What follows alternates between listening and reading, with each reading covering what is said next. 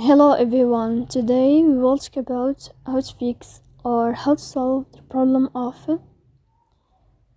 kicking you out on Capcut. To know how to fix or how to solve the problem of kicking you out on Capcut, you should just go to settings.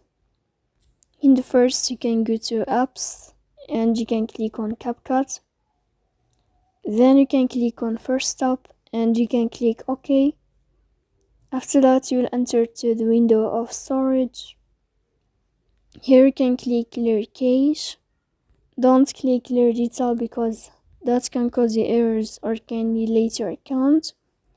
In the end, you can turn off your phone and you can turn on your phone again.